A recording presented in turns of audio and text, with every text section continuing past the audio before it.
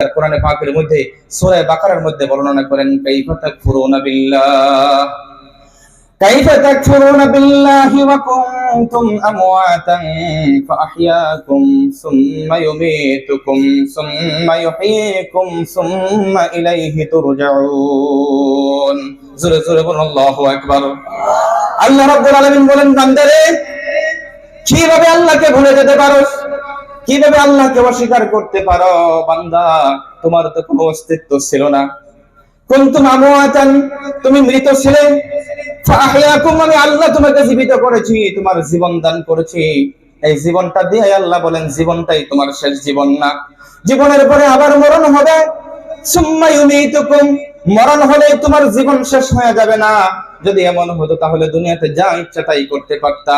জীবনের পরে মরণ হলে যদি শেষ হয়ে যেত তাহলে জীবনে যা ইচ্ছা তাই করতেন, কোনো সমস্যা ছিল না। কিন্তু এরপরে আবার জীবিত করা হবে। আল্লাহ পাক বলেন সুম্মা ইউহয়ীকুম সুম্মা ইলাইহি তুরজাউন। বান্দারে, আবার জীবিত করা হবে, জীবিত করার পরে শেষ হবে না।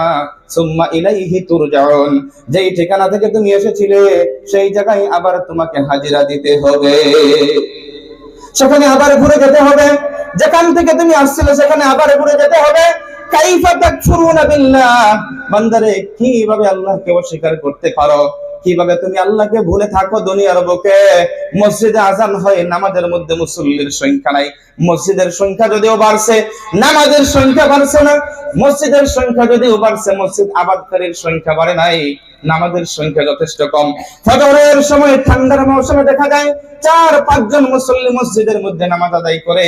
হায়রে মুসলমান, আজ পর্যন্ত নামাজটা যাকে কায়েম করতে লাগে, প্রতিষ্ঠিত করতে লাগে, জানার পরেও কমসে কম একটা আমল জীবনের মধ্যে কায়েম করতে পারলেন না। আমরা কেউ সবাই পারলাম না। আল্লাহর সব চাইতে বড় হুকুম, নামাজটা কায়েম করতে পারলাম না।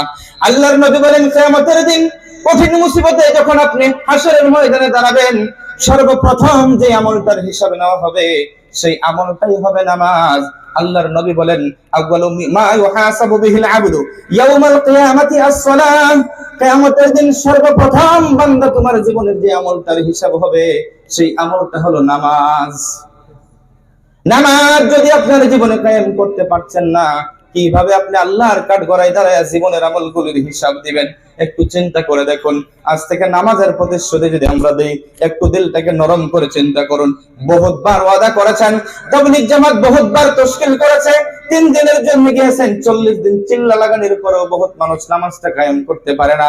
চিল্লা লাগানির 4 মাস লাগানির উদ্দেশ্য হলো যেমন ভাবে 40 দিন তাকবীরে উলার সাথে আপনি নামাজটা মসজিদের মধ্যে আদায় করেছিলেন, বাড়িতে আসার পরেও এইভাবে তাকবীরে উলার সাথে নামাজটা আদায় করা আপনার আমার জীবনের দায়িত্ব আর কর্তব্য ছিল।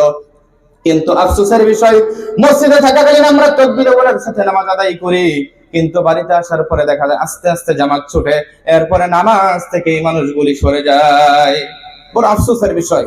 আল্লাহ পাক বলেন, বান্দা তোমার যে অস্তিত্ব ছিল না সেই অস্তিত্ব আমি কিভাবে তোমাকে দিলাম? তুমি কি ভুলে গিয়েছো? সূরা কিয়ামার মধ্যে আল্লাহ পাক পরওয়ারদিগার বলেন, আলাম ইয়াকুনু তুফাতাম মিন মানিয়্যিন ইউমনা, তুমি কি এক ফোঁটা নাপাক পানি ছিলে না, যেটাকে আমি আল্লাহ তোমার মায়ের রহিমের মধ্যে ঢুকায়া সেখানে আস্তে আস্তে করে তোমার অস্তিত্ব দিয়েছি। কিভাবে দিয়েছি?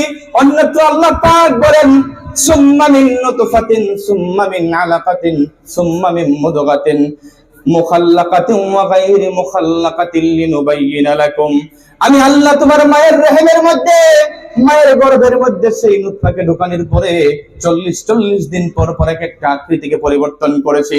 আকৃতি পরিবর্তন করে করে একটা নুতফাটাকে একটা জমাট রক্তে পরিবর্তন করেছি। আবার 40 দিন পরে একটা মাংসপিণ্ডের রূপ ধারণ করাইছি।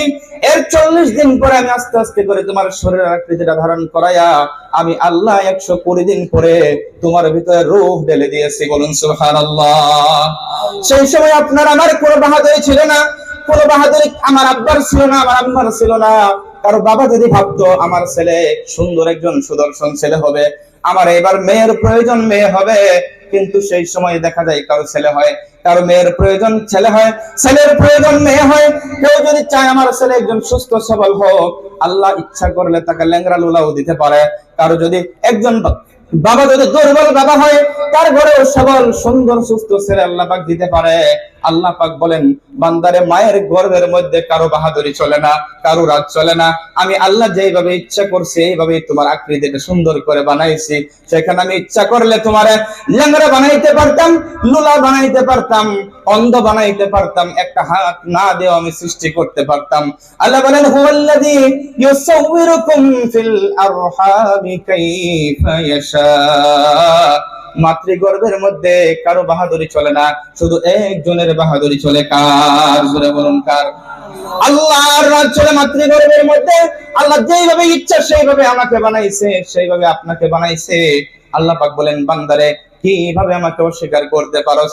একটা সময় ছিল সূরা দহর, সূরা ইনসানের প্রথম দিকে আল্লাহ পাক বলেন, হাল আতা আলাল ইনসানি হিনুম মিনাদ দাহরি লাম ইয়াকুন শাইআম মাযকুরা। বান্দারে তোর জীবনে এমন একটা সময় ছিল না যখন তোর নাম নিশান ছিল না। জন্ম হওয়ার একটা মুহূর্ত আগেও জানতো না তোর নামটা কি হবে, কেউ জানতো না তোমার নামটা কি হবে, তোমার মা বাবাও জানতো না। এমন একটা সময় তোমার জীবনের মধ্যে ছিল, যে সময়ের পরে আমি আল্লাহ তোমাকে অস্তিত্ব দিয়ে দুনিয়ার বুকে আনলাম। কিভাবে? বান্দারে কিভাবে আমাকে ভুলতে পারো? হাদিসে কুদসির মধ্যে আল্লাহ বলেন, ওমা কুনতা মাইন মাহিনা। বান্দারে তুই কি এক ফোঁটা নাপাক পানি ছিলি না? ফামান জাআলাকা দামা, কে তোরে জমাট রক্তে পরিবর্তন করেছে? ওমান জাআলাকা মুদগা, কে তোরে মাংসপিণ্ড বানাইছে? ওমান জাআলাকা ইযামা, তোর কঙ্কালগুলো কে বানাইছে? ওমান কাসা আলাইহি লাহমা, সেই হাড়ের উপর মাংসগুলি কে জোড়া লাগাইছে? ইখরিজুকুম তিফলা, আমি আল্লাহ তোকে ছোট্ট বাচ্চা করে মায়ের গর্ভ থেকে বাহির করেছি। বান্দারে তুই কি অসহায় ছিলে না? ওমা কুনতা মিসকিনা ওমা কুনতা যায়ীফা ওমা কুনতা জাহিলা ওমা কুনতা সাগীরা। আল্লাহ পাক পরওয়ারদিগার বলেন, বান্দারে তুই কি ছোট্ট ছিলে না? তুই কি অসহায় ছিলে না? তুই কি মূর্খ ছিলে না? তুই কি দুর্বল ছিলে না? আমি আল্লাহ কুনতা জাহিলান ফাআল্লামতুক, তুই মূর্খ ছিলে, আমি আল্লাহ তোকে শিক্ষিত করেছি। কুনতা সাগীরান ফাকাব্বারতুক, তুই ছোট ছিলে, আমি আল্লাহ তোকে বড় করেছি। কুনতা মিসকিনান ফাআগনাইতুক, তুই অসহায় ছিলে, আমি আল্লাহ তোকে সহায় দিয়ে তোকে আস্তে আস্তে করে আমি গনি করেছি, ধনী করেছি।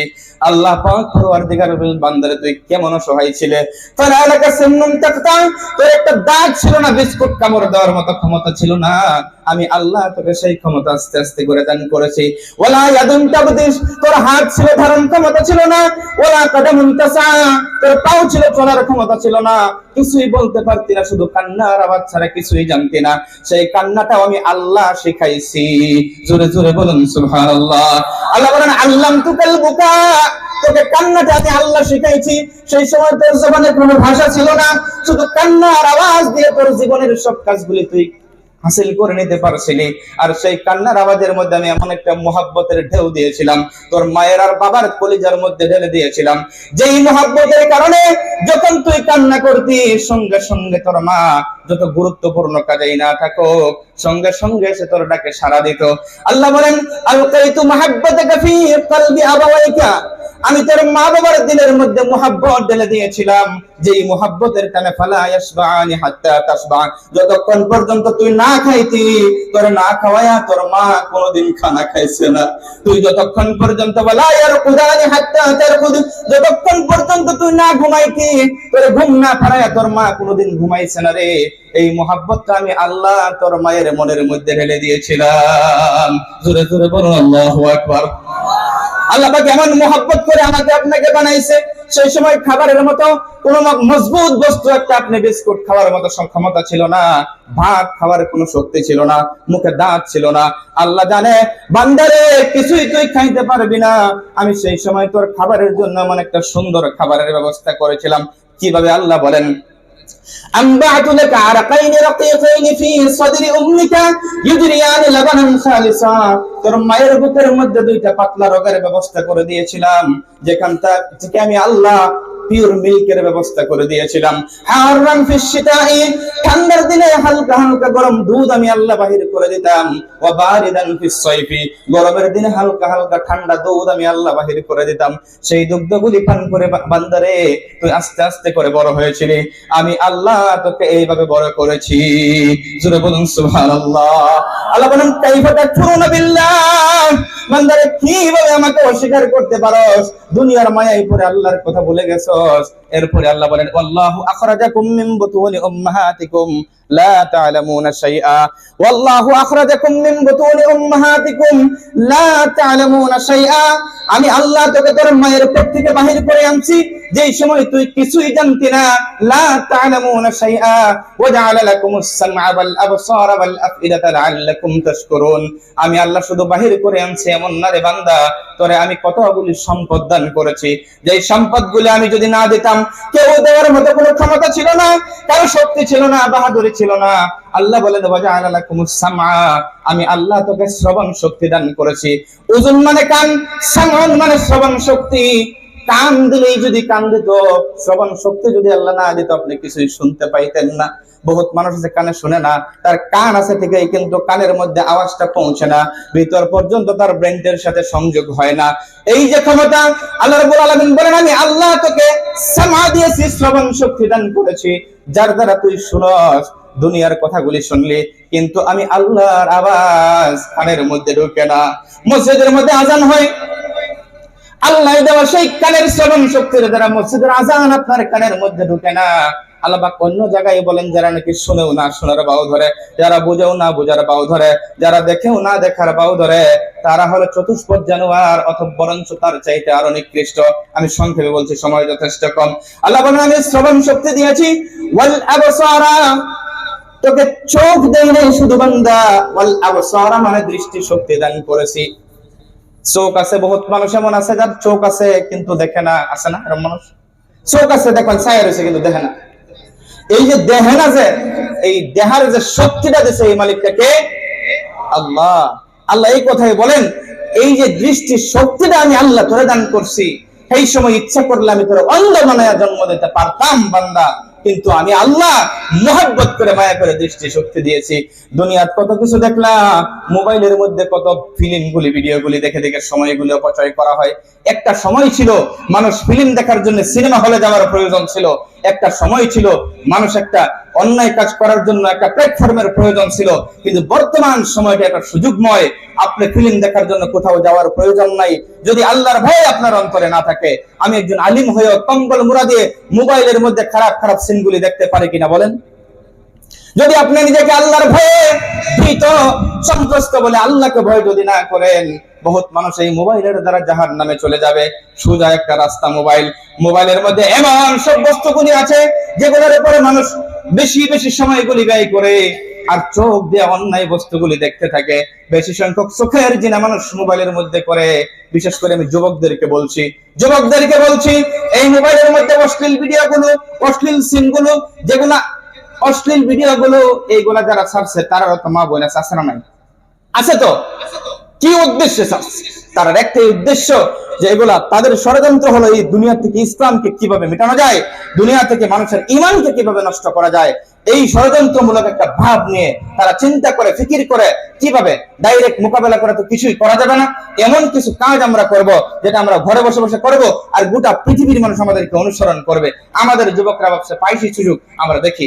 উদ্দেশ্য হলো তারা মুসলমান যুবকদের ঈমান কেড়ে নিবে, এজন্য এই অশ্লীল ভিডিওগুলো দিয়েছে, এই অশ্লীল সিনগুলো মোবাইলের মধ্যে আছে। আমি যুবকদেরকে হাতে ধরে বলি, আমি অনুরোধ করে বলি, পায়ে ধরে বলি, এগুলার থেকে তোমরা নিজেকে বিরত রাখো, এই মোবাইল থেকে। আমি সবাইকে বলছি মোবাইলের মধ্যে সময়গুলো অপব্যয় না করে, এই মোবাইলের মধ্যে আল্লাহ দেওয়া সেই দৃষ্টি শক্তিটা অপব্যয় না করে যতক্ষণ সময় আমরা মোবাইলের মধ্যে দেই, একটু একটু সময় যদি কোরআন শরীফের তেলাওয়াত করি, একটু একটু সময় যদি হাদিসের কিতাবগুলো পড়ি, আমরা জীবনের ইসলাহের জন্য যদি একটু পড়াশোনা করি, চোখ দিয়ে যদি আল্লাহর কালাম কোরআন শরীফটা দেখে দেখে তেলাওয়াত করে, নিশ্চয়ই কাল কিয়ামতের দিন আল্লাহ দৃষ্টি শক্তি দেওয়ার হিসাব দেওয়ার জন্য আমাদের জন্য আসান হবে। কথা ঠিক না বেঠিক? কিন্তু আজকে আমরা এগুলা থেকে যথেষ্ট দূরে সরে গেছি, আমাদের আমল একবারই নষ্ট হয়ে গেছে, আমরা আল্লাহ তাআলার কাছ থেকে দূরে সরে গেছি। মসজিদের সাথে আমাদের সম্পর্ক নাই, মসজিদের সাথে আমাদের ভালো সম্পর্ক নাই, মসজিদের মধ্যে মুসল্লির সংখ্যা যথেষ্ট কম। সম্মানিত হাজিরিন, এরপরে আল্লাহ পাক পরওয়ারদিগার আবার বলেন ওয়াল আফইদাতা ওয়াল আবসারা ওয়াল আফইদাতা, ওয়াল আফইদাতা মানে বোধগম্যতা, বুঝার যেটা ক্ষমতা, ব্রেইন আল্লাহ পাক পরওয়ারদিগার আমাদেরকে দান করছে। যদি আপনাকে আমাকে ব্রেইন আল্লাহ পাক পরওয়ারদিগার না দিত, বুঝার ক্ষমতা যদি না দিত, যে বুঝে না, যার মাথায় কাম করে না, তারা কি কোন? পাগল। এই পাগল কি করে, লালুক একটা পাগলা দেখছেন না, সারা লালুকের ক্যারি ব্যাগ শুনলে ফেসাইলে ঘুরে, ক্যারি ব্যাগ ফেসাই দেখছেন না পাগলা, পাগলা আছে সারা আউজা জমা করে হারিয়া, সারা আউজা ক্যারি ব্যাগ ভরে লিয়ে ঘুরে। ওখানে একটা পাগলা আছে করোনাবাড়ি লালুকের আউজা স্বপ্ন হারিয়া করোনাবাড়ি জমা করে। এই যে পাগল, উলঙ্গ অবস্থায় পাগল রাস্তা দিয়ে ঘুরে, এই যে বোধগম্যতা আল্লাহ আমাদেরকে দিয়েছে, আল্লাহ ইচ্ছা করলে আপনাকে আমাকেও পাগল বানাইতে পারতো, কোনোদিন আমরা চিন্তা করে দেখি নাই।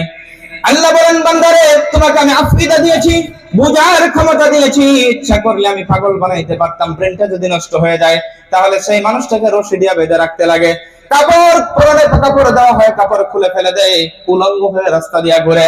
আপনি বলেন একজন সুস্থ মানুষকে যদি আপনি বলেন 5,000 না 10,000 টাকা দিয়ে, তোমাকে 10,000 টাকা দিলাম, উলঙ্গ হয়ে এখান থেকে এই সুবর তিনালি থেকে শুরু করে একার দোকান পর্যন্ত তিনালি পর্যন্ত যাবে, 10,000 টাকা দিলাম, সুস্থ কোনো মানুষ বিবেক বলা যাবে কি? কিন্তু পাগলকে টাকা দেওয়া লাগে না, এমনিতেই উলঙ্গ হয়ে রাস্তা দিয়ে ঘুরে গো, তার ব্রেনটা কাজ করে না। আল্লাহ ইচ্ছা করলে আমাকে আপনাকে এমন বানাইতে পারতো, জীবনে কোনোদিন চিন্তা করলেন না। আল্লাহ বলেন বান্দারে এই সমস্ত সম্পদ আমি কেন দিয়েছি তুমি জানো? লাআল্লাকুম তাশকুরুন, যাতে করে তোমরা আমার শুকরিয়া আদায় করো। আল্লাহ যখন বান্দার শুকরিয়া আদায় করে, আল্লাহ বান্দার উপর খুশি হয়ে যায়। বিনিময় হিসেবে কিছুই আল্লাহ চায় না, কোনোদিন টাকা পয়সা কিছুই দেওয়া লাগে না, শুধু শুকরিয়া দেন, আল্লাহকে সাজদা করলে আল্লাহ খুশি হয়। জোরে জোরে বলুন আলহামদুলিল্লাহ। আলহামদুলিল্লাহ বললে আল্লাহ খুশি হয়ে যায়। আল্লাহর শুকরিয়া আদায় যদি আমরা করি, আল্লাহ এটাই বলছেন, আরো বহু নিয়ামত আল্লাহ আমাদেরকে দান করেছেন, বিনিময় কিছুই চাই না, শুধু একটাই কথা বলেন। সূরা বাকারার অন্য জায়গার মধ্যে আল্লাহ পাক পরওয়ারদিগার বলেন, বান্দা আমি দুনিয়াতে আকাশটাকে তোমাদের জন্য ছায়া স্বরূপ বানায়া দিয়েছি, জমিনটাকে বিছানা স্বরূপ বানায়া দিয়েছি, আমি আকাশ থেকে বৃষ্টি বর্ষণ করে জমিন থেকে তোমাদের জন্য রিজকের ব্যবস্থা করে দিয়েছি, এই সমস্ত কিছু করে তোমাদেরকে আমি সব কিছু ফ্যাসিলিটি করে দিয়েছি, বিনিময় হিসাবে আমি কিচ্ছু চাই না রে বান্দা, শুধু একটাই চাই, ফালা তাজালু লিল্লাহি আন্দাদা, আমার সাথে তোমরা কাউকে শরীক করবে না, শুধু আমি আল্লাহকে তোমরা এমন অন্তরের একটা জায়গায় জায়গা দিবে যেখানে অন্য কাউকে তোমরা স্থান দেও না। ফালা তাজালু লিল্লাহি আন্দাদা ওয়া আনতুম তা'লামুন, যদি তোমরা বুঝো জানো।